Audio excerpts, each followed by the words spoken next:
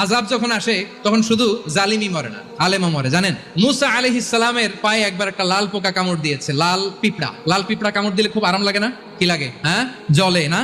লাল একটা পিঁপড়া কামড় দিছে, তো উনি রেগে মেগে পাশি দেখে লাল পিঁপড়ার বাসা, পা দিয়ে ডলে মুছে সবগুলো পিঁপড়া মেরে ফেলছে। এই ঘটনাটা আল্লাহ ঘটিয়েছেন। এজন্য মুসা আলাইহিস সালাম ছিলেন কালিমুল্লাহ, সরাসরি আল্লাহর সাথে কথা বলতেন। তিনি আল্লাহকে জিজ্ঞেস করেছিলেন, আল্লাহ তুমি যখন কোন জনপদে আযাব পাঠাও, শাস্তি দাও, ওখানকার শুধু জালেমরাই তো মরে না, ভালো মানুষগুলাও মরে, তো আযাব দিবা মুশরিকদের উপর দিবা, অবাধ্যদের উপর দিবা, ভালো মানুষগুলারে মারো কেন? আল্লাহ বলেন, মুসা তোমার যে কামড় দিছিল পায়ের মধ্যে পিঁপড়া, কয়টা পিঁপড়া? জোরে বলেন।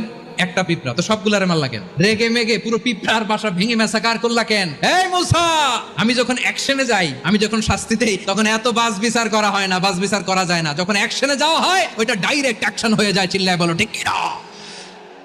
এজন্য আমাদের বাঁচার জন্য হলে ওই পাপ থামাতে হবে, এই শয়তানের অট্টহাসি থামাতে হবে, অন্যায় অপরাধ সমাজ থেকে আমাদের